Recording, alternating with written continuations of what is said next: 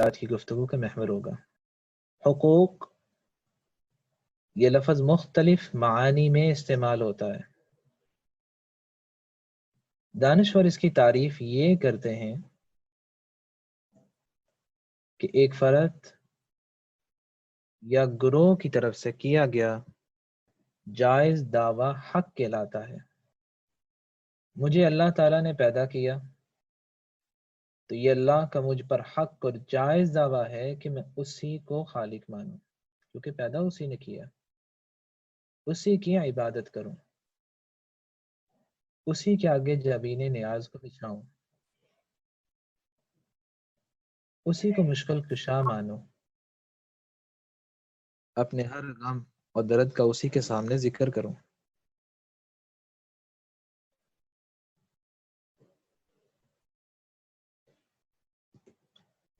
میرے ماں باپ، قرابت دار، رشتہ داروں، بلکہ پوری دنیا میں سب سے زیادہ میرے حسن سلوک کے حقدار ہیں۔ کیوں؟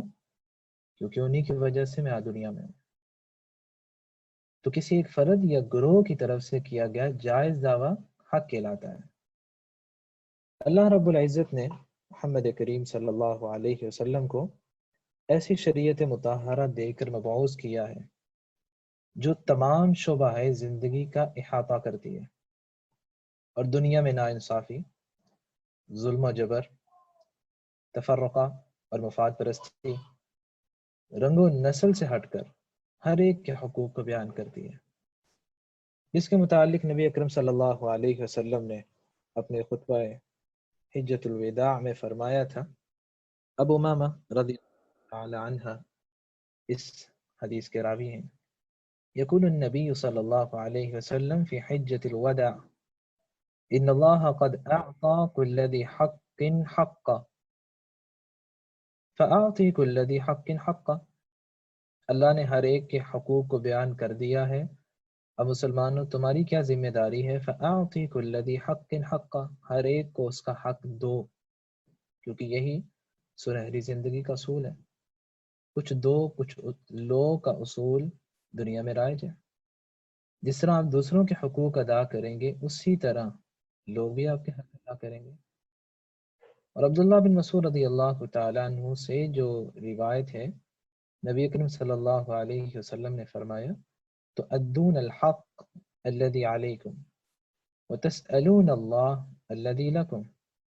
اگر تم یہ دیکھو کہ لوگ میرے تو حق نہیں ادا کر رہے تو میں لوگوں کے کیوں حق ادا کروں؟ تو ایسا نہیں ہونا چاہیے۔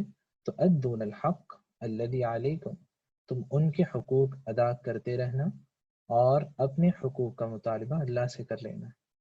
قیامت کے دن تم سے پوچھ نہ ہو کہ تم نے لوگوں کے حق ادا کیوں نہیں کیے، ان سے اللہ تعالیٰ خود سوال کر لیں گے۔ بنیادی طور پر ایک انسان پہ 10 حقوق ہیں جن کو آج بیان کیا جائے گا۔ سب سے پہلا حق اللہ کا حق ہے۔ اس خالق نے مجھے پیدا کیا ہے، اس کا سب سے پہلا حق یہ ہے کہ میں اس کے ساتھ کسی کو شریک نہ کروں۔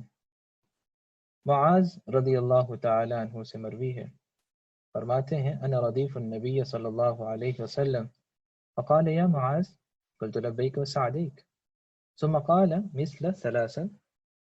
کہتے ہیں میں آپ صلی اللہ علیہ وسلم کے ساتھ سواری پہ پیچھے سوار تھا تو آپ نے آواز دی اے معاذ، میں نے کہا اللہ کے رسول میں حاضر ہوں اور آپ کی ہر بات پہ لبیک کہنے کے لیے تیار ہوں۔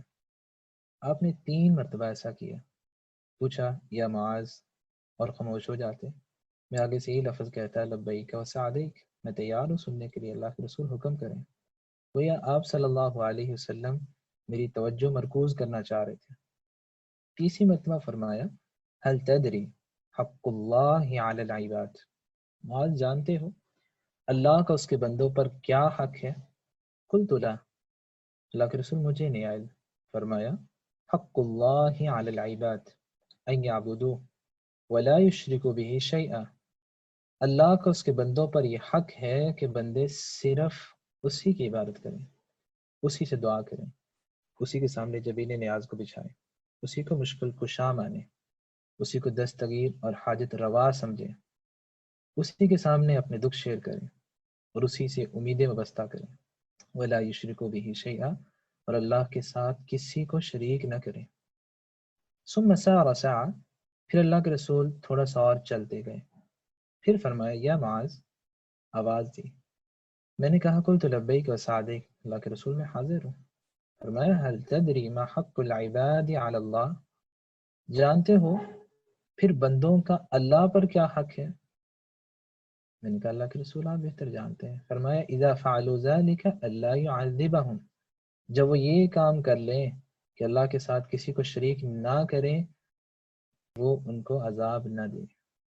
تو پہلا حق جو اللہ تعالیٰ کا اس کے بندوں پر ہے کہ بندے اللہ کے ساتھ کسی کو شریک نہ کریں۔ نمبر 2 حق کہ اللہ پر یقین رکھنا۔ آج ہمارا اللہ تعالیٰ پر اعتماد ہے، یقین نہیں ہے۔ اعتماد اور یقین میں فرق کرنے کے لیے ایک مثال سے سمجھیں گے۔ آج کل کچھ موت کے کھلاڑی ہائی وائر واک کرتے ہیں، ایک رسی باندھ دیتے ہیں 2 پہاڑوں یا 2 بلڈنگوں کے درمیان اور اس پہ چلتے ہیں۔ ایک انسان نے اپنے بیٹے کو اٹھایا اور اس رسی کو کراس کیا، پھر لوگوں سے پوچھا کیا میں دوبارہ اپنے بیٹے کو اٹھا کر اس رسی کو پار کر سکتا ہوں؟ سب نے کہا کیوں نہیں، ہمیں پورا یقین ہے، ہم نے ابھی دیکھا ہے کہ آپ نے اس رسی کو پار کیا ہے اپنے بیٹے کو اٹھا کر۔ کہا اگر تمہیں اتنا ہی یقین ہے تو تم میں سے کوئی آئے، میں اس کو اٹھا کے اس رسی کو پار کرتا ہوں۔ اب کوئی بھی آگے نہیں آیا۔ اعتماد تھا کہ تم پار کر لو گے، یقین نہیں ہے، ہو سکتا ہے گرے نہ جائے۔ آج مجھے اللہ پر اعتماد ہے کہ اللہ رزاق ہے، رزق کی کنجیاں اسی کے ہاتھ میں، یقین نہیں ہے۔ اگر یقین ہوتا تو انسان کبھی اللہ کی ناشکری اور عبادت سے بغاوت کی راہ اختیار نہ کرتا۔ مجھے یقین ہے، مجھے اعتماد ہے کہ اللہ تعالیٰ ہی میرا داتا ہے، مشکل کشا ہے، لیکن یقین نہیں ہے۔ انسان بغاوت کی راہ اختیار کرتا ہی تب ہے جب اس کے یقین میں کمی آ جاتی ہے۔ انسان کو اگر یقین ہو جائے اللہ تعالیٰ پر تو کبھی وہ زبان سے لفظ نہ نکالے کہ میں اگر نماز پڑھنے آ جاؤں تو میری دکان کا کیا بنے گا۔ اس لیے ایک مسلمان کو اللہ پر یقین ہونا چاہیے کہ وہی میرا داتا ہے، مشکل کشا ہے، اور نعمت چھن جانے پہ کبھی نہ کہا کریں کہ اللہ کو میں ہی نظر آیا تھا، اللہ نے میرے ساتھ ہی ایسا کرنا تھا، بلکہ یہ سوچا کریں جو کسی نے کیا خوب کہا تھا کہ اللہ تعالیٰ اس وقت تک کسی سے کوئی نعمت نہیں چھینتے جب تک اس سے بڑی نعمت دینے کا ارادہ نہیں کر لیتے۔ آج ہمیں اعتماد ہے کہ ہر ایک کو موت آنی، یقین نہیں ہے، شاید میں بچ ہی نہ جاؤں، مجھے نہ ہی موت آئے۔ موت پر اس طرح یقین رکھیے جس طرح سلف کا تھا۔ عبداللہ بن مسعود رضی اللہ تعالیٰ عنہ کہا کرتے تھے علم ہو جائے کہ چند گھڑیوں کے بعد مجھے موت آنے لگی ہے تو میرے نیک اعمال میں ایک رتی برابر بھی اضافہ نہیں ہوگا، کیوں؟ میں ہر وقت موت کے لیے تیار رہتا ہوں۔ مجھے علم ہو جائے کہ میری چند ساعات اور گھڑیوں کے بعد موت ہے تو کیا حال ہوگا، پھر انسان صدقہ خیرات دینے لگ جاتا ہے، پھر نماز کی کوشش کرے گا، پھر زبان سے اچھے اچھے بول نکالے گا۔ تو وہ یہ اس بات کی نشانی ہے کہ موت کی تیاری نہیں ابھی کی گئی۔ اللہ تعالیٰ ہمیں یقین کی دولت نصیب فرمائے۔ نمبر 3 اللہ تعالیٰ کا حق یہ ہے کہ اپنے دکھ سکھ اللہ کے ساتھ شیئر کیجیے۔ مومن کو روزانہ 4 حالتوں سے واسطہ پڑتا ہے۔ کچھ کام میری طبیعت کے موافق ہو جاتے ہیں، کچھ طبیعت کے مخالف ہو جاتے ہیں، میں نہیں چاہتا ایسے ہوں۔ ماضی کے نقصان اور دکھ یاد آتے ہیں تو میں پریشان ہو جاتا ہوں۔ مستقبل کے اندیشے اور خطرات نظر آتے ہیں تو میں مایوس ہو جاتا ہوں۔ یہی 4 حالتیں ہیں جس کا ایک مسلمان کو روزانہ واسطہ پڑتا ہے۔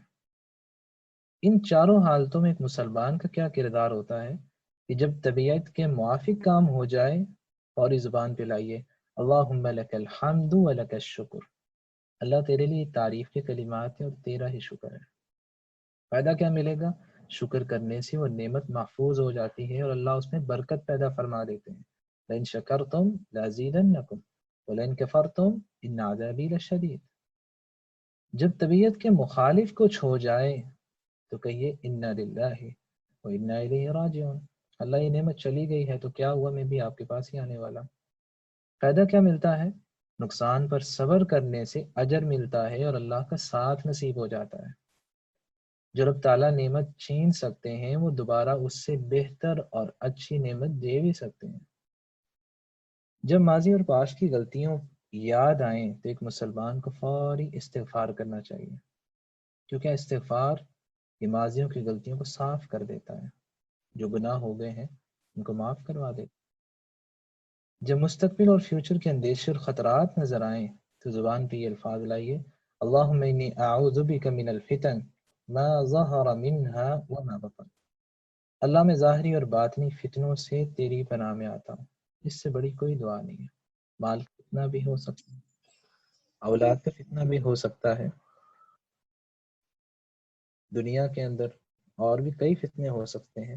جب انسان یہ دعا مانگ لیتا ہے کہ اللہ ہر ظاہری اور ہر باطنی چھپے ہوئے فتنے سے میں تیری پناہ میں آتا ہوں، اس سے بڑی کوئی دولت نہیں ہے جو انسان کو مل جاتی ہے۔ یہ پڑھنے سے ملتا کیا ہے؟ انسان کا مستقبل خطرات اور اندیشوں سے محفوظ ہو جاتا ہے۔ جب بندہ مومن اپنی زندگی کی ان چاروں حالتوں میں اللہ کو یاد کرتا ہے تو جہاں وہ اپنے خالق حقیقی کی صفت ربوبیت کا حق ادا کر رہا ہوتا ہے، وہاں اپنی زندگی کو اطمینان اور سکون سے بھر رہا ہوتا ہے۔ نمبر 2 حق جو ایک مسلمان پر ہے وہ نبی اکرم صلی اللہ علیہ وسلم کا ہے، جن کی وجہ سے آج ہم مسلمان ہیں۔ اللہ تعالیٰ نے کوئی اس وقت بنانا ہی ہوتا ہے انسانوں میں سے، اور اللہ تعالیٰ نے قیامت تک آنے والی انسانیت کی ہدایت کے لیے نبی اکرم صلی اللہ علیہ وسلم کو پیغمبر بنایا اور ان کے ذریعے ہمیں ہدایت کی دولت عطا فرمائی ہے۔ ان کا سب سے پہلا حق جو امت مسلمہ پر ہے کہ آپ پر ایمان لایا جائے۔ نبی اکرم صلی اللہ علیہ وسلم نے فرمایا تھا، امرت ان اقاتل الناس حتی یشہدوا ان لا الہ الا اللہ وانی رسول اللہ۔ مجھے حکم دیا گیا ہے کہ میں لوگوں سے جہاد اور قتال کرتا رہوں، کب تک؟ جب تک وہ گواہی نہ دے دیں کہ اللہ کے علاوہ کوئی معبود برحق نہیں اور میں اللہ کا سچا رسول ہوں۔ اور ایمان بھی ایسا ہی لایا جائے جس طرح شریعت نے مطالبہ کیا ہے۔ کیا ایمان لایا جائے؟ کہ آپ اللہ کے بندے اور اس کے رسول ہیں۔ قرآن مجید میں اللہ رب العزت فرماتے ہیں، قل انما انا بشر مثلکم یوحی الی انما الہکم الہ واحد۔ اللہ کے رسول آپ خود فرما دیجئے میں ایک بشر ہوں تمہاری طرح کا، میں بھی کھاتا ہوں پیتا ہوں، مجھے بھی ضرورت اور حاجت لاحق ہوتی ہے، میں بھی انسانوں کی طرح چلتا پھرتا ہوں، لیکن ہاں فرق کیا ہے؟ مجھے اللہ نے چن لیا ہے اور اللہ مجھ پر وحی کا نزول فرماتے ہیں۔ آپ ہیں انسان لیکن انسانوں میں سب سے افضل ہیں۔ مثلکم کا یہ معنی نہیں ہے کہ اللہ کے رسول کا مرتبہ اور مقام ہماری طرح ہے، نہیں، ہیں انسان لیکن انسانوں میں سب سے اشرف اور سب سے افضل ہے۔ اور آپ صلی اللہ علیہ وسلم نے اس بات کی نشاندہی لا تطرونی کما اتری النصارى عیسی بن مریم ولكن قولوا عبد اللہ ورسولہ۔ فرمایا میرے بارے میں اس طرح غلو کا شکار نہ ہو جانا جس طرح عیسائیوں نے عیسیٰ علیہ السلام کے بارے میں غلو کیا کہ ان کو اللہ کا بیٹا قرار دے دیا، اور کسی فرقے نے کہا کہ نہیں وہ واقعی اللہ تھے، اور کسی نے کہا نہیں اللہ تین ہے ان میں سے ایک عیسیٰ ہے۔ جس طرح عیسیٰ علیہ السلام کے بارے میں عیسائیوں نے غلو کیا اس طرح میرے بارے میں غلو نہ کرنا، بلکہ تم کیا کہنا، ولیکن قولوا عبد اللہ ورسولہ، تم کہنا کہ میں اللہ کا بندہ ہوں اور اس کا رسول ہوں۔ آپ پر ایمان کس طرح لایا جائے؟ جس طرح صحابہ نے ایمان لایا۔ آپ کے بارے میں علم الغیب کا عقیدہ نہ رکھ لینا، صحابہ نے تو ایسا یقین نہیں رکھا تھا۔ انسان کو تھوڑا سا سوچنا بھی چاہیے کہ اگر آپ علم غیب جانتے ہوتے تو جب عائشہ رضی اللہ تعالی عنہا پر تہمت لگی اور اس کے نتیجے میں آپ 25 دن تک پریشانی اور الم کی حالت میں رہے، اور اللہ تعالیٰ کو سورہ نور کی 10 آیات اتار کر بتانا پڑا کہ یہ تہمت ہے، اس میں کوئی حقیقت نہیں ہے، تو آپ پریشان کیوں ہوئے؟ غیب کا علم تھا تو آپ کو تو پریشان ہونا ہی نہیں چاہیے تھا، آپ کو تو پتہ ہونا چاہیے تھا یہ غلط چیز ہے۔ آپ اگر غیب کا علم جانتے ہوتے تو کبھی عامر بن مالک کے کہنے پر بئر بعونا پر 70 قراء کو نہ بھیجتے اور وہاں وہ قراء شہید نہ ہوتے۔ اگر آپ صلی اللہ علیہ وسلم کو غیب کا علم ہوتا تو آپ کبھی احد کے میدان کا رخ نہ کرتے کہ وہاں جا کے 70 صحابہ شہید ہونے ہیں۔ آپ کو علم ہوتا تو آپ کبھی نہ رخ کرتے، آپ مدینہ میں ٹھہر جاتے اور وہیں خندق کھود لیتے۔ تو آپ صلی اللہ علیہ وسلم کے بارے میں اسی طرح کا ایک مسلمان کو ایمان رکھنا چاہیے جس طرح کا صحابہ نے ایمان لایا ہے۔ آپ کے بارے میں حاضر ناظر کا عقیدہ رکھ لینا کہ آپ ہر جگہ موجود ہیں۔ یہ کہنے سے کیا ثابت ہوتا ہے کہ ہجرت نبوی ختم، بدر، احد، خندق، تبوک، حنین، یہ سارے اسفار ختم ہو جاتے ہیں کیونکہ آپ صلی اللہ علیہ وسلم جب مکہ میں ہی ہیں، مدینہ میں بھی ہیں، احد میں بھی ہیں، بدر میں بھی ہیں، جب ہر جگہ آپ پہلے ہی موجود ہیں تو پھر آپ نے وہاں کا سفر کیوں کیا؟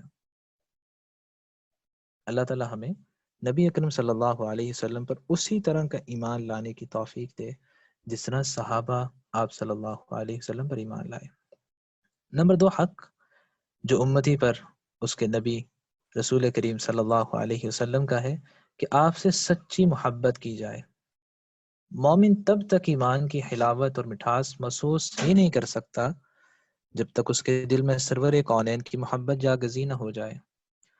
انس بن مالک رضی اللہ تعالیٰ عنہ کی روایت یہی بتلاتی ہے، نبی اکرم صلی اللہ علیہ وسلم نے فرمایا، ثلاث من کن فیہ وجد بہن حلاوت الایمان، من كان الله ورسوله أحب إليه مما سواهما وأن يحب المرء لا يحبه إلا لله وأن يكره أن يعود إلى الكفر بعد أن أنقذه الله من النار۔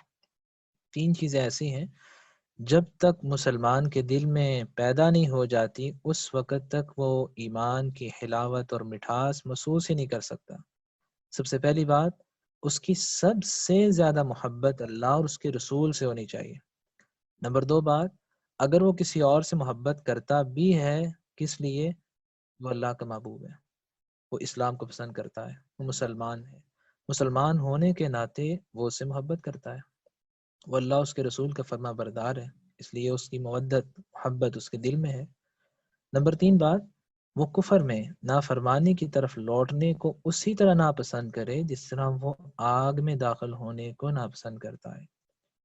تو اللہ اور اس کے رسول کی محبت جب ایک مسلمان کے دل میں آ جاتی ہے تب ہی وہ انسان ایمان کی حلاوت اور مٹھاس کو محسوس کرتا ہے، اور جنت کا حصول ممکن ہی تب ہوتا ہے جب انسان محسن انسانیت سے محبت و عقیدت کے تمام جذبات پوری انسانیت بلکہ اپنی جان سے بھی بڑھ کر رکھتا ہے۔ انس بن مالک رضی اللہ تعالیٰ عنہ سے مروی ہے، نبی اکرم صلی اللہ علیہ وسلم سے ایک آدمی نے سوال کیا، متی الساعہ یا رسول اللہ، اللہ کے رسول قیامت کب آئے گی؟ قال ما اعددت لها، تم نے اس کے لیے تیاری کتنی کی ہے؟ قال ما اعددت لها من کثیر صلاة ولا صوم ولا صدقہ، اللہ کے رسول نہ میں نے زیادہ نمازیں پڑھی، نہ روزے رکھے، نہ کوئی میں نفلی صدقے کا اہتمام کرتا ہوں، ولکنی احب اللہ ورسولہ، ہاں میں اللہ اس کے رسول سے محبت ضرور کرتا ہوں۔ تو آپ صلی اللہ علیہ وسلم نے فرمایا، انت مع من احببت، یاد رکھو جس سے تم محبت کرتے ہو قیامت کے دن اسی کے ساتھ کھڑے کیے جاؤ گے۔ اس لیے عبداللہ بن عمر رضی اللہ تعالیٰ عنہ کہا کرتے تھے، لوگوں اگرچہ میرے عمل ابو بکر و عمر کی طرح زیادہ نہیں ہے لیکن مجھے اس بات پر خوشی ہے کہ میں ان سے محبت کرتا ہوں اور مجھے یقین ہے کہ قیامت کے دن میں انہی کی صف میں کھڑا کیا جاؤں گا۔ اور مسلمان کا عقیدہ ہی یہ ہے کہ اس وقت تک اس کا ایمان مکمل ہی نہیں ہوتا جب تک انسان اپنے مال، اولاد، ماں باپ، حتیٰ کہ جان سے بڑھ کر محمد رسول اللہ صلی اللہ علیہ وسلم سے محبت نہیں رکھتا، وہ چاہے نمازی ہو، روزے دار ہو، حج کرتا ہو، لیکن آپ کی محبت اس کے دل میں نہیں ہے تو اس کا ایمان مکمل ہی نہیں ہو سکتا۔ مولانا ظفر علی خان صاحب صحیح کہا کرتے تھے، نماز اچھی، روزہ اچھا، زکوٰۃ اچھی، حج اچھا، مگر میں باوجود اس کے مسلمان ہو نہیں سکتا، نہ جب تک کٹ مرو خواجہ یسرب کی عزت پر، خدا شاہد ہے کامل میرا ایمان ہو نہیں سکتا۔ تو آپ صلی اللہ علیہ وسلم سے پوری دنیا بلکہ اپنی جان سے بھی بڑھ کے محبت رکھنا، یہ ایک مسلمان کا جزو ایمان ہوتا ہے۔ آپ صلی اللہ علیہ وسلم نے عمر رضی اللہ تعالیٰ عنہ سے فرمایا تھا، لا یؤمن احدکم حتی اکون احب الیہ من والدی وولدی والناس اجمعین۔ کوئی انسان اس وقت تک مومن نہیں ہو سکتا جب تک وہ اپنی اولاد، اپنے والدین اور پوری دنیا سے بڑھ کے مجھ سے محبت نہیں کرتا۔ عمر رضی اللہ تعالیٰ عنہ کہنے لگے، یا رسول اللہ، لأنت احب الی من کل شیء الا من نفسی، آپ مجھے ہر چیز سے پیارے ہیں لیکن میری جان مجھے زیادہ پیاری ہے۔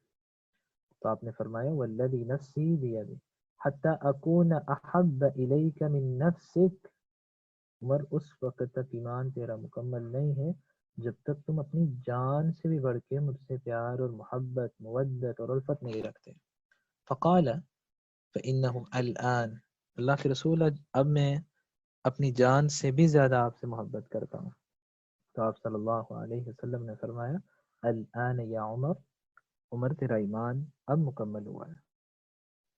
ہمیں اللہ کے رسول صلی اللہ علیہ وسلم کے ساتھ کیسی محبت، مودت اور الفت کے جذبات رکھنے چاہیے جس طرح صحابہ نے رکھے ہیں۔ کہ صحابہ کا ایمان، فَإِنْ آمَنُوا بِمِثْلِ مَا آمَنْتُمْ بِهِ فَقَدْ اهْتَدَوْا، اسی طرح کے ایمان لاؤ جس طرح صحابہ لائے ہیں۔ اگر تم نے ایسا کر لیا تو فقد اہتدوا، تب تم ہدایت یافتہ ہو جاؤ گے۔ اذان سے پہلے درود پڑھنے لگ جاؤ اور آپ صلی اللہ علیہ وسلم کو رب تعالیٰ کے نور میں شامل کر دینا۔ اگر ربیع الاول کا مہینہ آ گیا ہے تو عید میلاد النبی منانے لگ جانا، یہ کوئی محبت نہیں ہے، یہ دین میں اضافہ ہے۔ بچ جائیے ایسی محبت مودت سے جس کی آڑ میں بدعات و خرافات جنم لیتی ہیں اور انسان کو ایمان سے خالی کر دیتی ہیں۔ صحابہ سے زیادہ آپ صلی اللہ علیہ وسلم سے کوئی محبت کرنے والا نہیں تھا۔ جب انہوں نے یہ کام نہیں کیے تو ہمیں بھی یہ کام نہیں کرنے چاہیے۔ مجھے کیا کرنا چاہیے؟ میری زندگی کا یہ منہج بن جائے کہ جب بھی آپ صلی اللہ علیہ وسلم کا اسم گرامی میرے کان سے ٹکرائے گا تو میں آپ پر درود پڑھوں گا، آپ کا فرمان سنوں گا تو اس کو اپنی زندگی میں شامل کرنے کی کوشش کروں گا، آپ کی عزت و عظمت کا دفاع کروں گا۔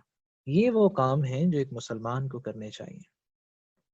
اللہ تعالی ہمیں آپ صلی اللہ علیہ وسلم سے حقیقی محبت اور مودت رکھنے کی توفیق نصیب فرمائے۔ تیسرا حق جو آپ صلی اللہ علیہ وسلم کا امت مسلمہ پر ہے کہ آپ کی اطاعت کی جائے۔ اطاعت کا مطلب کیا ہوتا ہے؟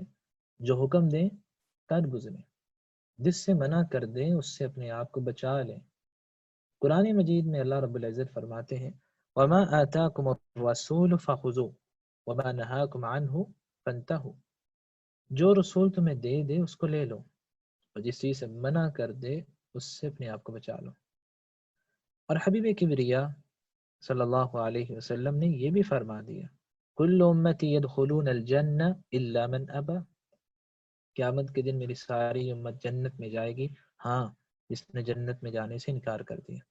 کیلو میں ابا یا رسول اللہ، اللہ کے رسول کوئی ایسا بھی ہے جو جنت جانے سے انکار کر دے؟ فرمایا، من اطاعنی دخل الجنہ ومن عصانی فقد ابا، جس نے میری اطاعت کر لی، میرے حکموں کی لاج رکھی اور اس کے مطابق اپنی زندگی گزار لی، وہ تو جنت میں داخل ہوگا، لیکن جس نے میری نافرمانی کی وہ اس طرح ہی ہے گویا اس نے جنت میں جانے سے انکار کر دیا۔ یہ رشتے، یہ ناطے، یہ سید زیادہ ہونا میرے کوئی کام نہیں آ سکتا۔ اطاعت رسول سے زندگی مزین ہو اور عمل سے اس کی تائید ہو تب جنت کی مہمانی ہے، ورنہ مشکل ہے۔ فاطمہ الزہرا رضی اللہ تعالیٰ عنہ سے اللہ کے رسول نے جب کہہ دیا تو پھر بعد میں آنے والے سید زادے کہاں رہ جاتے ہیں؟ آپ نے کیا فرمایا، یا فاطمہ بنت رسول اللہ سلینی بما شئت انقذی نفسک من النار لا اغنی عنک من اللہ شیئا، فاطمہ تم میری سب سے چہیتی اور پیاری بیٹی ہو، دنیا میں جو چاہتی ہو مجھ سے مانگ لو، میں بابا تمہیں دینے کے لیے تیار ہوں۔ انقذی نفسک من النار، اپنے آپ کو جہنم کی آگ سے بچا لینا، قیامت کے دن تمہارا بابا تمہارے کوئی کام نہیں آئے گا۔ جن کی وجہ سے انسان سید زیادہ بنتا ہے کہ ہم فاطمہ الزہرا رضی اللہ تعالیٰ عنہ کی اولاد میں سے ہیں، اس لیے بچ جائیں گے جب اللہ کے رسول نے ان کو کہہ دیا ہے تو ہم بعد میں آنے والے کون ہوتے ہیں؟ آپ صلی اللہ علیہ وسلم نے تو اپنے چچا کو بھی کہہ دیا، یا عباس بن عبد المطلب و یا صفیہ بنت عبد المطلب، اپنی پھپھی سے بھی کہہ دیا، ہاشمی خاندان کو بھی کہہ دیا، عبد مناف کو بھی کہہ دیا، پورے قریش کے خاندانوں کو کہہ دیا کہ یہ نہ کہنا کہ میرا اس قبیلے سے تعلق ہے تو یہ بچا لیں گے، میں قیامت کے دن تمہارے کوئی کام نہیں آؤں گا۔ اطاعت الہی اور اطاعت رسول ہی ہے جس کی وجہ سے اللہ تعالیٰ نے انسان کو جنت کا حقدار بنانا ہے۔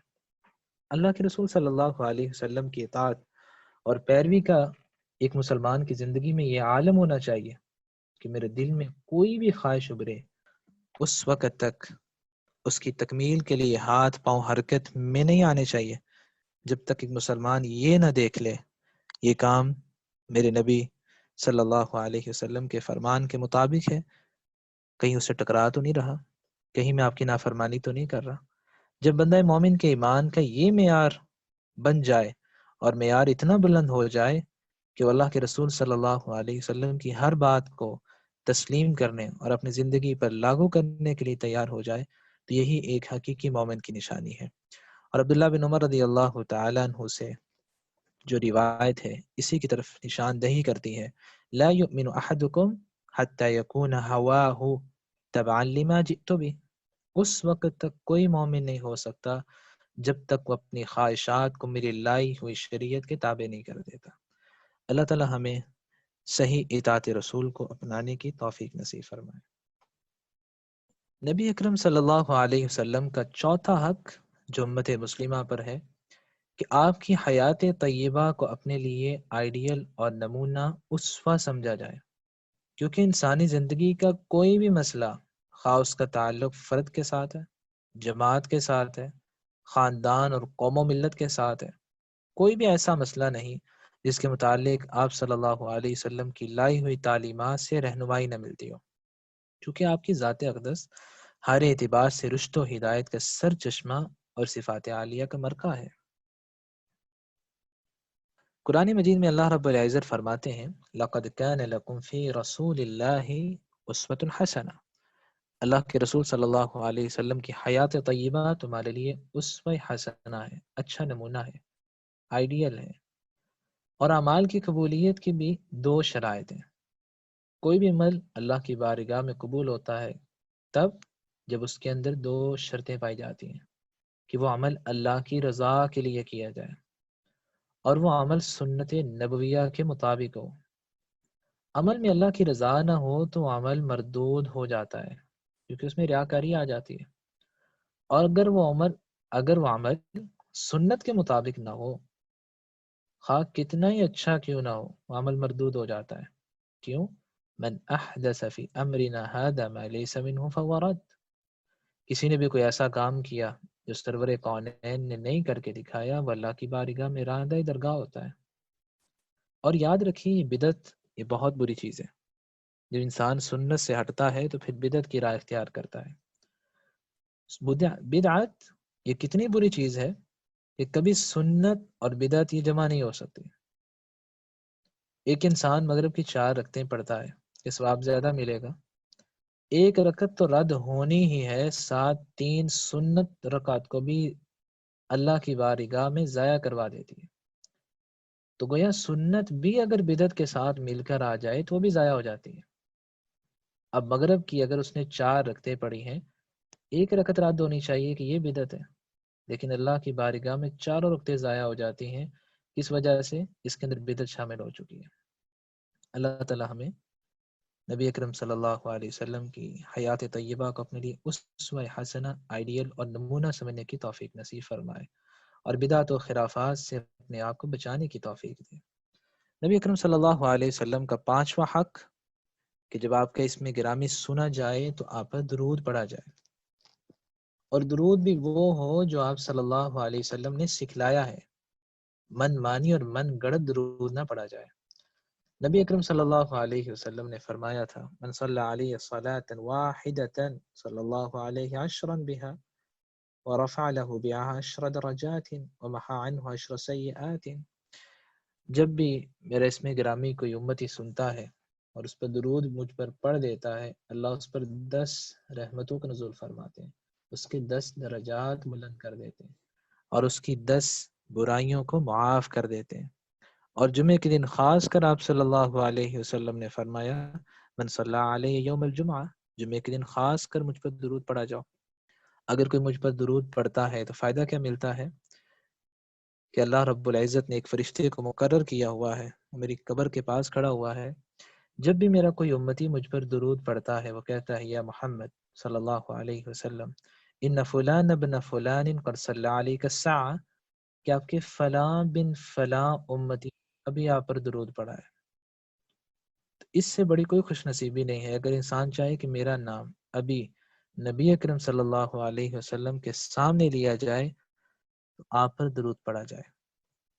اور یہ روایت بھی صحیح ہے کہ آپ صلی اللہ علیہ وسلم پر جب بھی درود پڑھا جاتا ہے آپ کو بتایا جاتا ہے کہ فلاں بن فلاں امتی نے آپ پر درود پڑھا ہے۔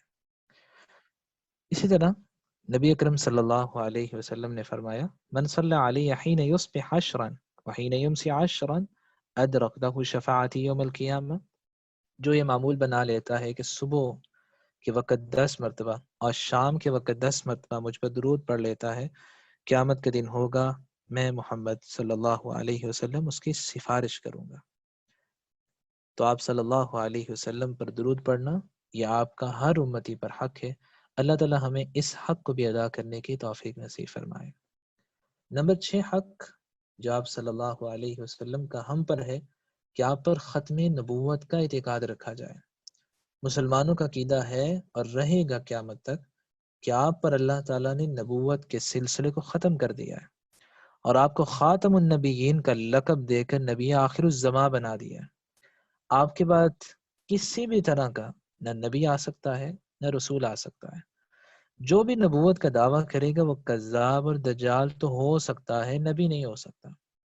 اور تاریخ اس بات کی شاہد ہے کہ ایسا باطل دعویٰ کرنے والے بہت آئے لیکن اپنے مقصد میں کامیاب نہیں ہو سکے۔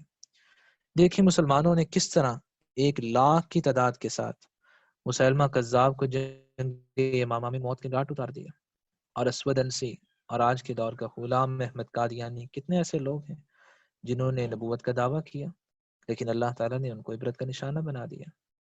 قرآن مجید میں اللہ رب العزت نے اس بات کو بالکل واضح فرما دیا ما كان محمد ابا احد من رجالکم ولكن رسول اللہ وخاتم النبیین، کہ اللہ رب العزت نے محمد کریم صلی اللہ علیہ وسلم کو خاتم النبیین بنایا ہے، آپ پر نبوت اور رسالت کے سلسلے کو ختم کر دیا ہے۔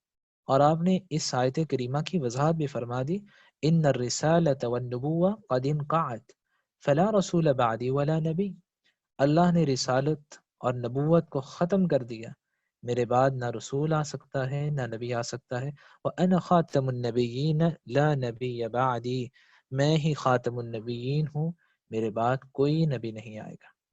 اور آپ نے اس بات کی بھی پشین گوئی فرما دی سَيَخْرُجُ فِي أُمَّتِي كَذَّابُونَ ثَلَاثُونَ كُلُّهُمْ يَزْعَمُ أَنَّهُمْ نَبِيٌّ وَأَنَا خَاتَمُ النَّبِيِّينَ لَا نَبِيَّ بَعْدِي، میری یاد رکھنا میرے بعد 30 ایسے لوگ آئیں گے جو جھوٹی نبوت کا دعویٰ کریں گے، ہر ایک ہی دعویٰ کرے گا کہ وہ نبی ہے حالانکہ میں خاتم النبیین ہوں، میرے بعد کوئی نبی نہیں آئے گا۔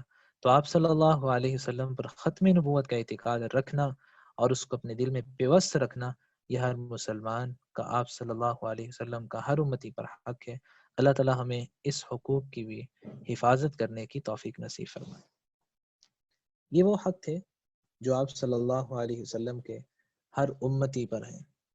آپ کے اصحاب کے بھی آنے والی امت پر حق تھے کہ ہم اصحاب نبی کے احترام کریں، اور صحابہ کرام تو وہ ہستیاں ہیں جن کی وجہ سے اسلام آج ہم تک زندہ و جاوید پہنچا ہے۔ ان کی شان و عظمت کے لیے یہی کافی ہے کہ رب تعالیٰ نے انہیں اپنے رسول کی صحبت کے لیے منتخب کیا ہے۔ صحابہ کرام کے کون سے حق ہیں جن کو ایک مسلمان کو ادا کرنا ہے؟ سب سے پہلی بات کہ صحابہ کرام کے بارے میں اپنی زبان کو نہ کھولا جائے، ان کی عزتوں کا دفاع کیا جائے، ان کی عزتوں کو تار تار نہ کیا جائے۔ آپ صلی اللہ علیہ وسلم نے فرمایا اللہ اللہ فی اصحابی لا تتخذوا غرضا بعدی، لوگوں میرے صحابہ کے بارے میں ڈرتے رہنا، ان کی عزتوں کو نشانہ نہ بنانا میرے بعد. فمن احبہم فبحبی احبہم، جو ان سے محبت کرتا ہے وہ حقیقت میں مجھ سے محبت کرتا ہے. ومن ابغضہم فببغضی ابغضہم، جو ان سے بغض و عداوت کینہ رکھتا ہے وہ حقیقت میں مجھ سے رکھتا ہے. ومن آذاہم آذانی، جو میرے صحابہ کو تکلیف دیتا ہے وہ حقیقت میں مجھے دیتا ہے. ومن آذانی فقد اذى اللہ، اور جس نے مجھے تکلیف دی گویا اس نے اللہ رب العزت کو تکلیف دی. ومن اذى اللہ یوشک ان یأخذہ، اور جو اللہ کو تکلیف دیتا ہے قریب ہے کہ اللہ کا عذاب اس کو آ لے اور اس پر عذاب کا کوڑا برس پڑے.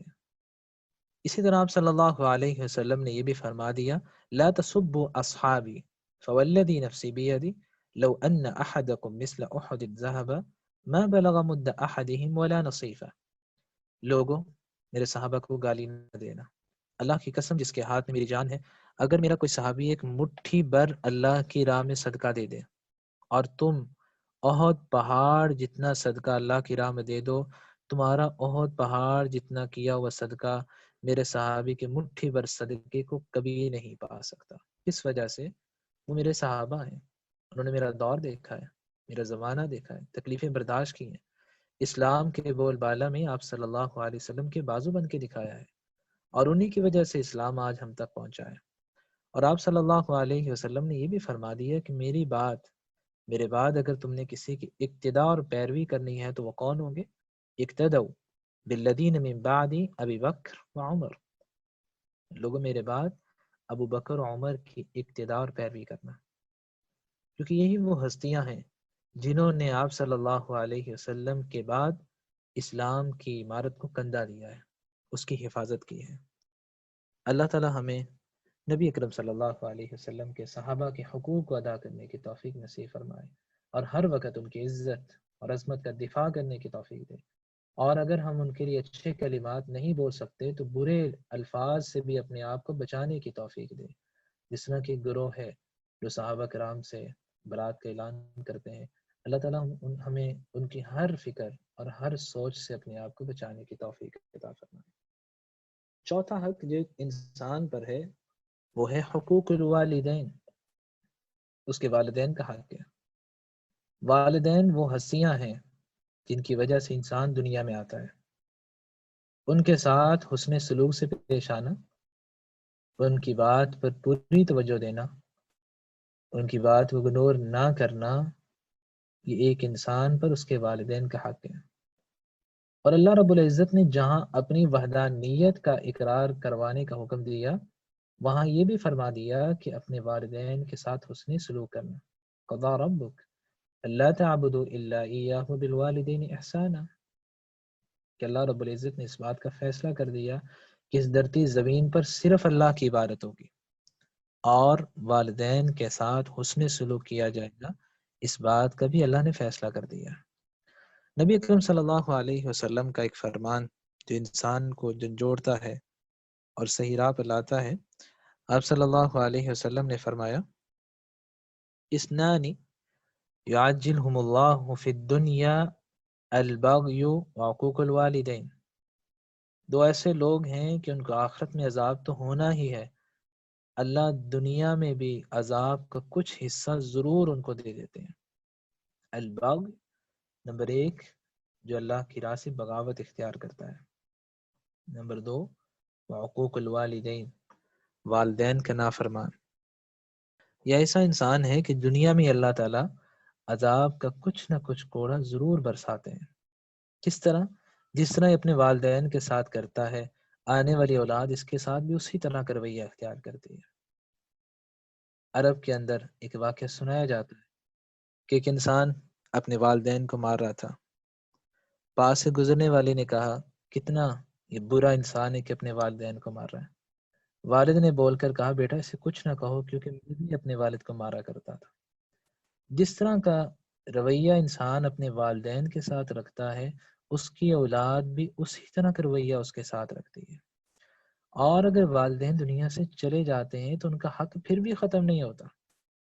نبی اکرم صلی اللہ علیہ وسلم نے فرمایا ان من ابر البر صلۃ الرجل اهل ود ابيه بعد ان يولي، اگر والدین دنیا سے چلے جاتے ہیں تو ان کا حق یہ ہے کہ جن کے ساتھ والدین کا تعلق تھا، ان کے ساتھ ایک اچھا تعلق وابستہ تھا، اسی تعلق کو برقرار رکھنا اور ان لوگوں کے ساتھ اچھے سلوک سے پیش آنا، یہ بھی والدین کے ساتھ نیکی ہے۔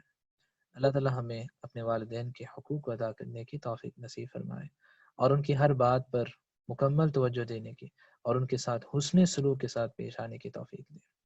پانچواں حق حقوق المسلم ہے، ایک مسلمان کے دوسرے مسلمان پر حق ہے۔ ایک مسلمان جب اسلام کے دائرے میں آتا ہے تو باقی مسلمانوں کے اس پر کچھ حقوق لاگو ہوتے ہیں۔ سب سے پہلا حق، جب ایک مسلمان دوسرے مسلمان کو ملے تو مصافحہ کرے۔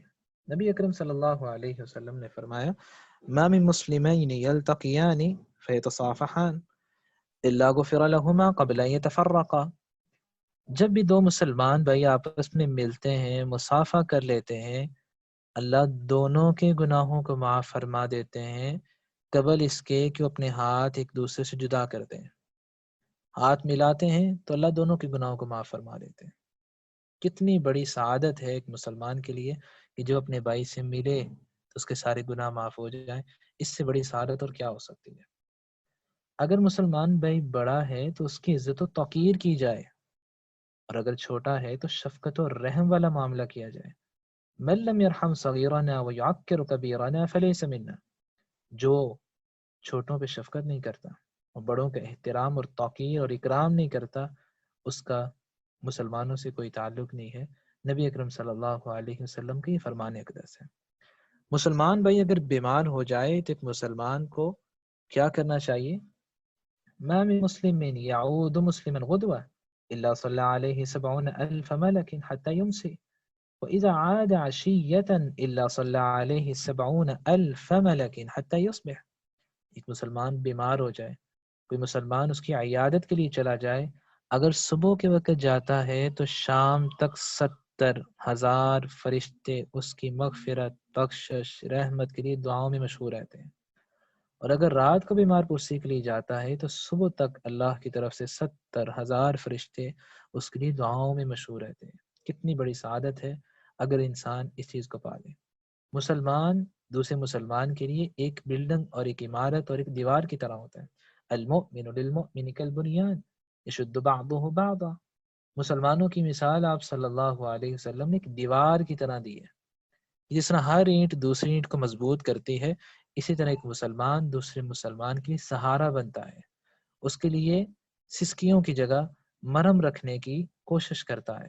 یہ ایک مسلمان کا رویہ ہوتا ہے۔ اگر ایک مسلمان پریشان غم میں مبتلا ہوتا ہے تو اس کو دیکھ کر اس کا بھائی بھی پریشان ہو جاتا ہے۔ کس وجہ سے؟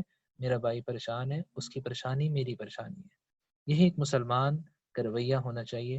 اللہ تعالی ہمیں اسی رویے کو اپنانے کی توفیق نصیب فرمائے۔ الحقوق و انواع، یہ موضوع تھوڑا سا لمبا ہے، اس کو اگلے لیکچر کی طرف منتقل کر دیتے ہیں۔ جو حصہ باقی رہ گیا ہے اس کو پارٹ 2 میں ہم کریں گے۔ اللہ تعالیٰ ہمیں ان حقوق کو ادا کرنے کی توفیق نصیب فرمائے کہ ہم اللہ کا بھی حق ادا کریں، اس کے رسول کا بھی حق ادا کریں، اصحاب محمد کا بھی حق ادا کریں صلی اللہ علیہ وسلم، اور اپنے والدین کے بھی حقوق کا خیال رکھیں اور اپنے مسلمان بھائیوں کے حقوق کا بھی خیال رکھیں۔ بارک اللہ فیکم، اقول ما تسمعون واستغفر الله لي ولكم ولسائر المسلمين من كل ذنب فاستغفروه إنه هو الغفور الرحيم۔